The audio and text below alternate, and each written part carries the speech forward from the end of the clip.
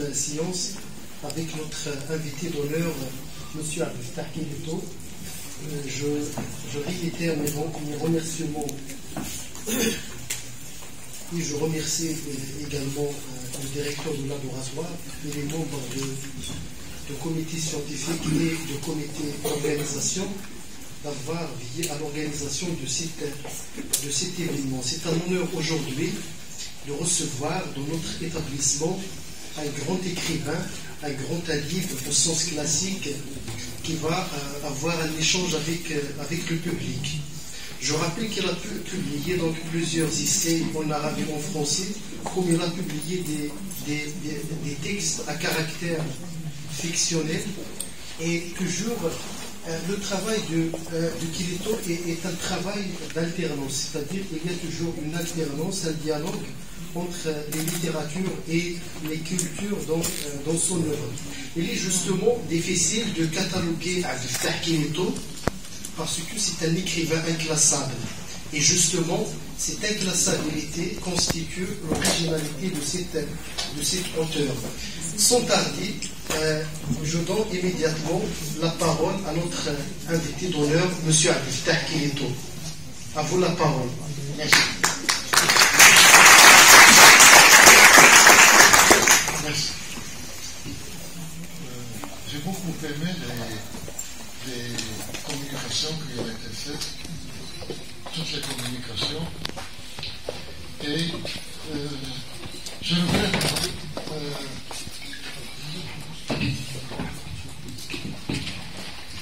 regrette l'absence de professeur Bissani,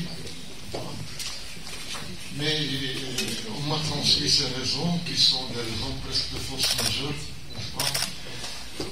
Et je comprends. Mais je lirai volontiers sa communication ultérieurement.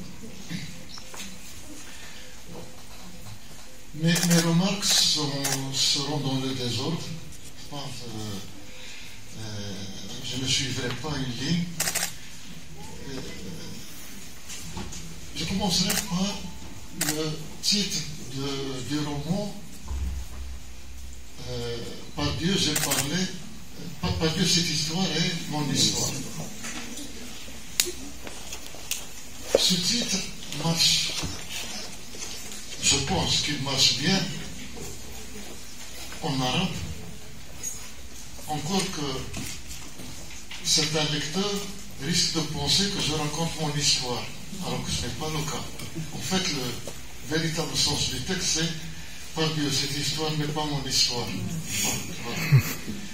Mais c'est un titre qui passe en arabe. Mais est-ce qu'il passe en dehors de l'arabe? Pas du tout. Pas du tout. J'ai senti ça, et lorsqu'il a été question de traduire le roman en espagnol, il a fallu trouver un autre titre.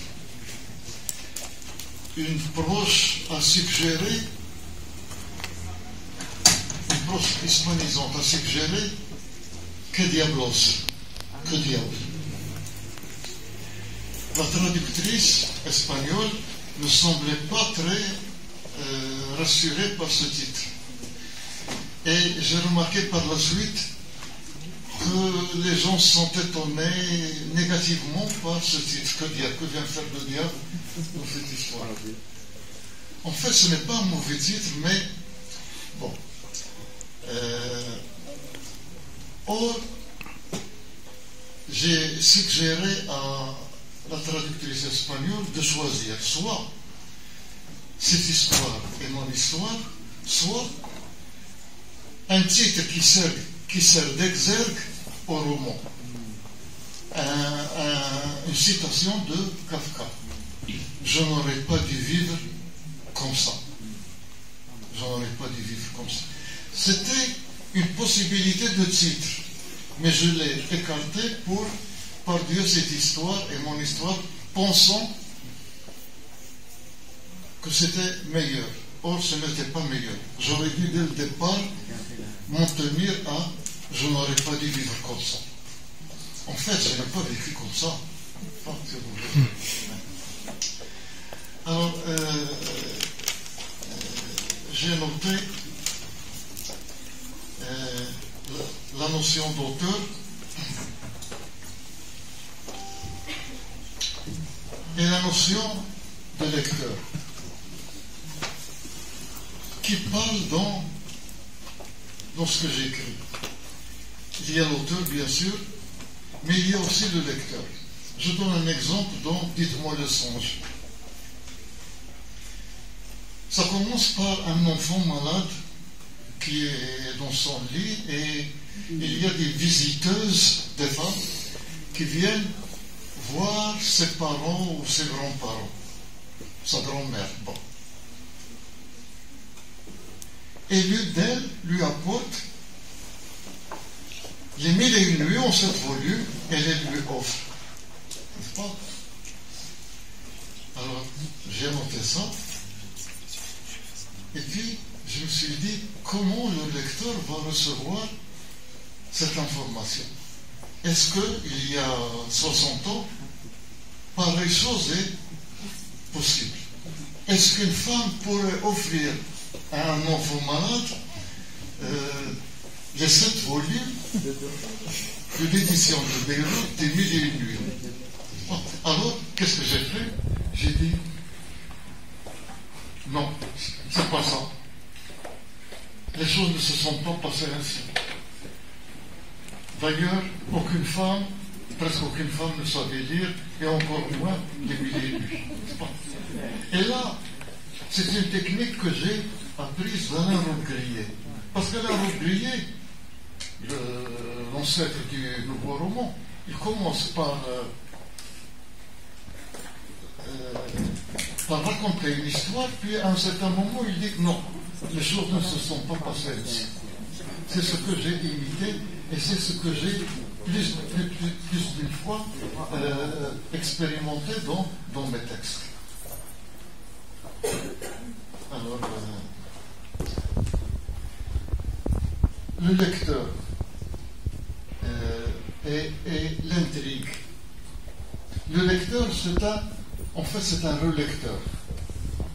C'est un relecteur et parce que qu'est-ce qui se passe? Il y a dans ce que j'écris des mises en abîme. Qu'est-ce que c'est la mise en abîme? Je vais essayer de l'expliquer, pas aux professeurs, mais aux étudiants, ou parmi les étudiants, ceux qui ne savent pas ce que c'est. J'ai l'habitude, avec mes étudiants, j'avais l'habitude avec mes étudiants, maintenant je n'enseigne plus, d'expliquer la mise en abîme. Je leur dis que vous connaissez ce que c'est que la mise en abîme. Vous avez déjà vu ça. J'ai dit, je leur disais, regardez la vache qui rit. La boîte de la vache qui rit. Qu'est-ce qui se passe? La mise en abîme, c'est une image dans l'image. La même image dans l'image. Or, qu'est-ce qui se passe dans la vache qui rit? Il y a l'image de la vache qui rit, et puis les deux oreilles portent la même image. C'est ça, la mise en abîme. Et dans Dites-moi le songe, et dans Par Dieu, il y a des mises en abîme. Il y a constamment des mises en abîme.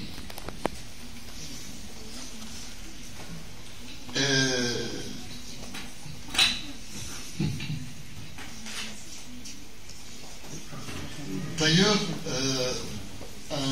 un livre va sortir dans le salon du livre au mois de mai. Je l'ai fait avec deux collègues, Khalid Belkacem et Mohsin Aziqi. Ce n'était pas une interview, un entretien. Non. Ils ont fait des textes sur moi et moi, j'ai commenté ces textes sans répondre à toutes les questions qui y étaient posées parce que c'est très difficile et ça dépasse les possibilités. Alors, il s'agissait de traduire la mise en abîme. Et ils ont proposé Tejouifat. Donc le livre sortira sous le titre Tejouifat. Ils ont hésité entre Tejouifat et Tajaouf. Et finalement, ils ont préféré Tejouifat. C'est peut-être mieux. Donc, ça sortira dans un mois. Dans quelques semaines, oui. Alors, maintenant, la question des noms propres. S'il y a un livre que je déteste, que je regrette d'avoir écrit, c'est la Collège des images. Pourquoi? Parce que j'ai dû nommer les personnages. Je pensais qu'il fallait nommer les personnages. Or, qu'est-ce que c'est nommer un personnage? Il y a un très grand problème. Bon, il y a dans la poésie arabe des noms qui se répètent. Il y a 5 ou 6 noms que les poètes arabes utilisent. Hind, Souad, Asma, Leïla. Deux ou trois autres. Leïla. Et il se limite à ces noms. C'est-à-dire que quand on lit un poème, il y a référence à tous les poèmes qui portent ce nom. Donc il y a des noms poétiques. Mais dans le roman, est-ce qu'il y a des noms romanesques? Voilà la question. Par exemple, en français, vous pouvez appeler votre personnage Jean, Pierre, c'est des noms neutres. En arabe, essayez d'appeler quelqu'un à l'arabe ou Fouad. Alors là, ça change tout. Parce qu'il y a tout de suite un arrière-plan qui s'ouvre et ça emprisonne le personnage.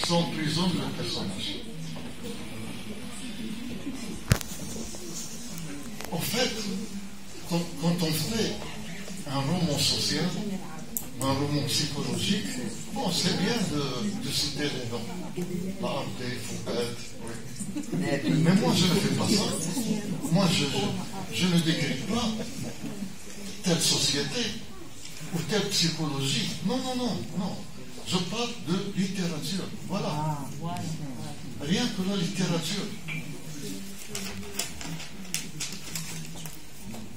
Reste maintenant une autre question. La femme oiseau. Est-ce que c'est une expression positive ou négative pour décrire la femme? Une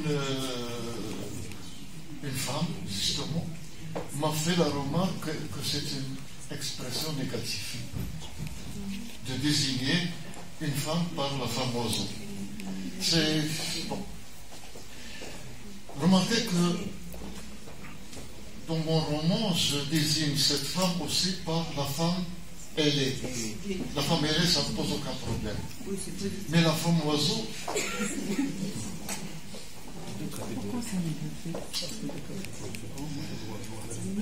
et l'un des intervenants a relié ça à la femme de Moïse, qui s'appelle Séphora, si je bien compris. Séphora. Séphora Ou Séphora. Plutôt Séphora. Parce que parfois un nom est écrit par Z et ça se prononce S. Et il a relié ça à Osphora. Donc il y a une référence. Et puis il y a Tawfiq Hakim, Osphor min al-Sharq. Donc c'est un peu rassurant, ça atténue le côté négatif de la femme oiseau. Et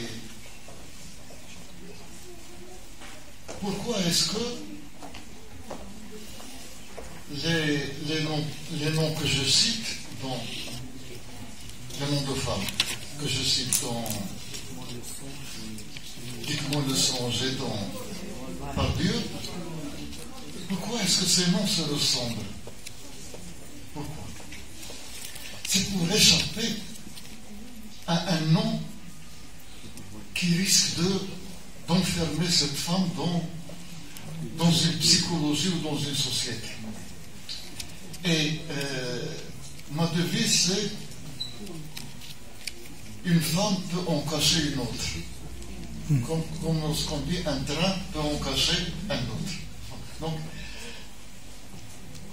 et il y a 4 mondes de femmes, tout dites-moi le songe, et donc, et on ne sait pas si c'est la même femme ou si c'est 4 femmes différentes. En tout cas, il y a toujours cette idée de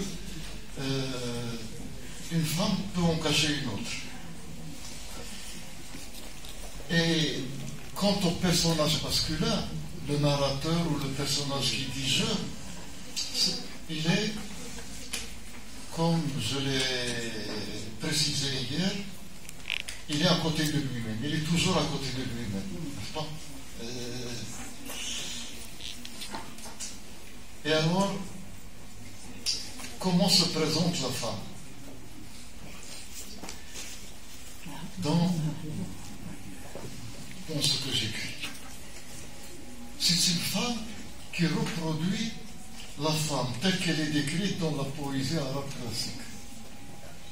Comment se présente la femme dans la poésie arabe classique? C'est un être de fuite. C'est une femme qui fuit, qui se refuse, capricieuse, difficile à cerner, qui promet mais ne tient pas ses promesses. C'est comme dans un vers de roman d'Abi Rabia, il parle de sa bien-aimée qui s'appelle Hind. كلما قلت متى ميعادنا كلما قلت متى ميعادنا ضحكت هند وقالت بعد غد. C'est-à-dire, on verra bien. Il faut attendre. Oui.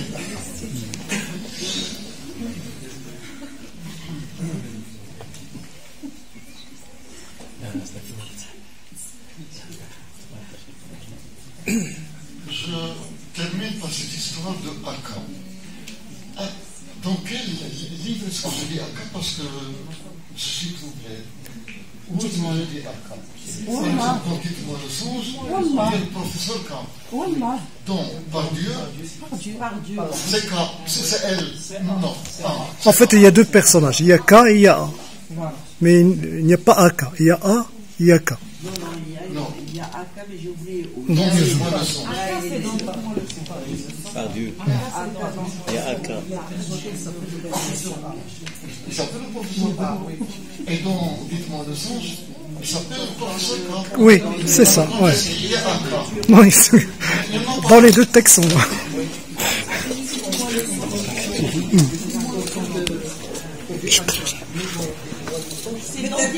Peut-être dans le piètre désir de durer.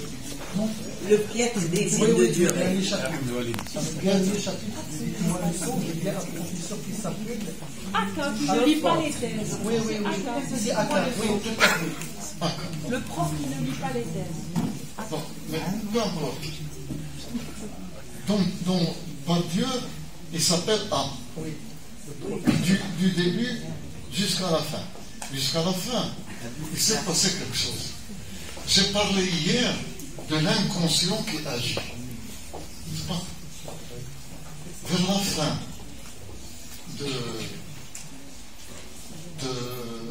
par Dieu, il s'appelle K. Je ne m'en suis pas aperçu. C'est mon inconscient qui a travaillé. C'est mon inconscient qui l'a appelé K. N'est-ce pas? Et qui l'a remarqué, c'est un grand lecteur qui s'appelle Ismaël Aziz. C'est un grand lecteur. C'est lui qui a dirigé cette anomalie qui est la bienvenue. Je ne vais pas corriger dans une édition actuelle. Je vais garder K. Alors,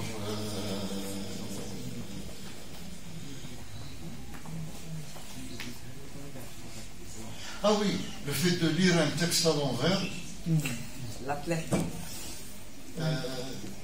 c'est peut-être ce que font mes personnages. D'ailleurs, dans la collège de Nice, dans une bibliothèque, ça a été dit dans une intervention, qui est à l'envers et qui lit comme ça. Enfin, c'est-à-dire, c'est la question de la relecture. La question de la relecture.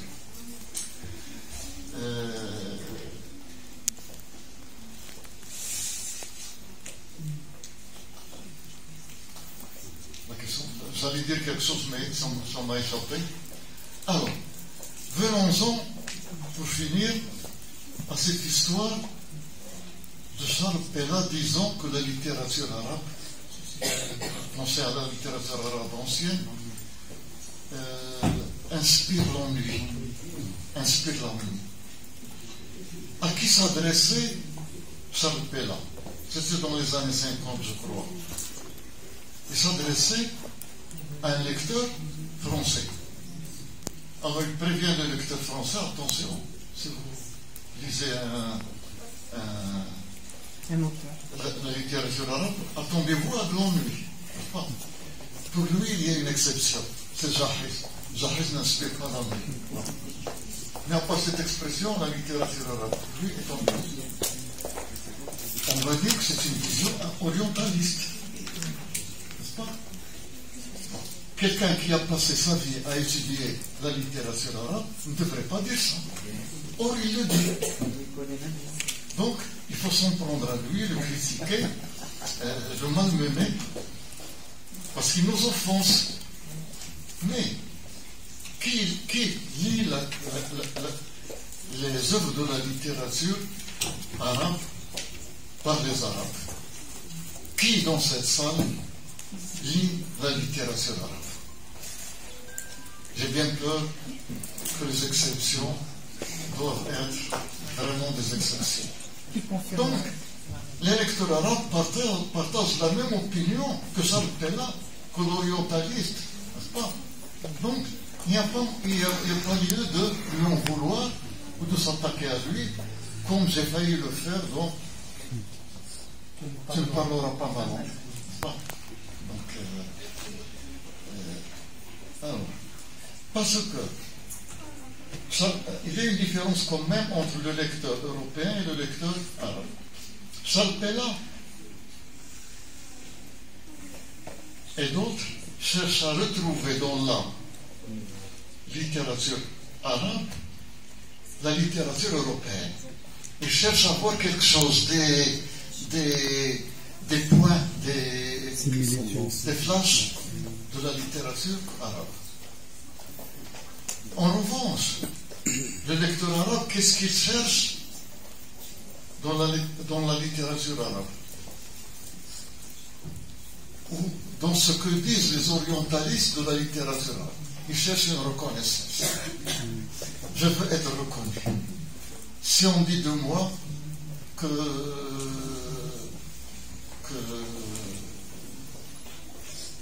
j'imite tel auteur, c'est qu'on me reconnaît. Si on dit que Moutenpi, c'est Nietzsche, eh bien, quelle reconnaissance pour Moutenpi. Si on dit que Ibn Tufayl a inspiré Robinson Crusoe, quelle reconnaissance pour Ibn Tufayl, etc. Et une autre idée, je parle de littérature classique, mais est-ce que je fais de la publicité pour la littérature classique? Mais pas du tout. Je sais que personne ne le fera, je sais que personne ne lira la littérature classique. Finalement, ce que je propose, c'est ma propre littérature. Le lecteur n'est pas censé avoir lu la littérature classique pour me lire. Pas du tout, pas du tout. Pas du tout. Et dans la comparaison que je fais incessamment entre la culture arabe et la culture européenne, et d'ailleurs, je n'aime pas quand on dit que je suis spécialiste de la littérature arabe classique. N'est-ce pas? Je suis aussi spécialiste de la littérature européenne. J'ai enseigné la littérature européenne et je fais toujours un balancement entre les deux littératures.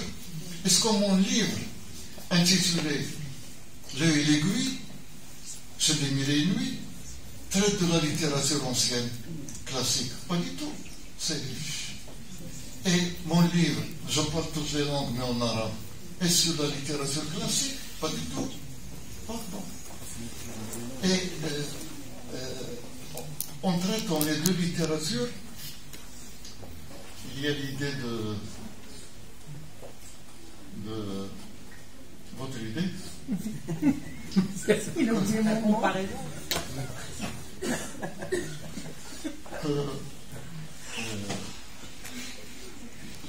Les comparaisons qui se font dans les œuvres.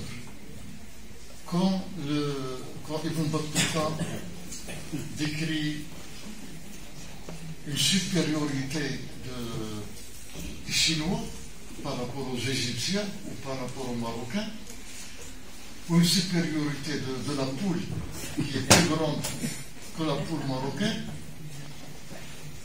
il y a là une comparaison horizontale. C'est un plus ou un moins. Tandis que lorsque Sfar ou Chidiak comparent les deux cultures, la comparaison devient verticale. Ce n'est plus ou moins, c'est la différence radicale. C'est la différence radicale. Et c'est là qu'apparaît pour la première fois l'idée de ta'akhur tarihi, de retard historique. Bon. Sur ce, je vous remercie. Je remercie encore une fois ceux qui ont parlé de mes écrits, et je remercie le public qui m'a fait l'honneur de venir à cet événement, parce que c'est un événement. Merci beaucoup. Je permettez, monsieur, juste une petite requête, c'est qu'on va donner peut-être la parole aux étudiants à la salle, et peut-être poser des questions.